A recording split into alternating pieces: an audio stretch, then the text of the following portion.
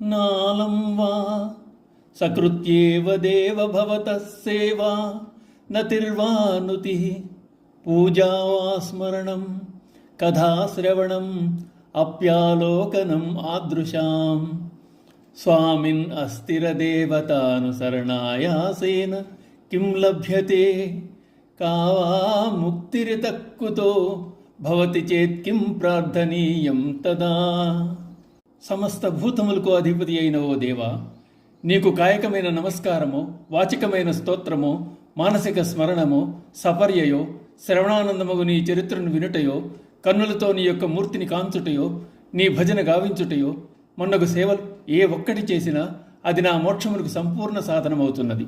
మోక్షము పొందుటకు ఇది ఒక్కటే ఉపాయం. ఇది గాక వేరొక దానితో నాకు మోక్షం లేదు. అస్థిరులైన ఇతర దేవతలను ఆశ్రయించినందువల్ల ఏమి లభించగలదు?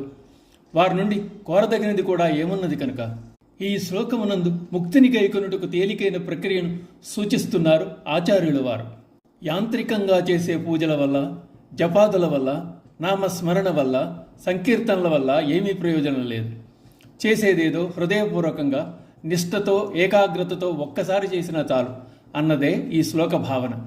చేసే పూజకు, పలికే మాటకు, ధ్యానించే మనసుకు శృతి కుదిరితే ఒక్కసారి చాలు. అది శివుడైనా మరో దేవుడైనా త్రికరణాలు ఒక్క తాటిపై ఉండనప్పుడు సంవత్సరాల తరబడి చేసిన అట్టి పూజకు ఫలితం దక్కదు అంటున్నారు శంకరాచార్యుల వారు. శంకరాచార్యుల వారు అందరు దేవుళ్లను స్తుతించారు, అందరిలోనూ ఆదిదేవుని దర్శించారు, అందరి మీద స్తోత్రాలు వ్రాశారు.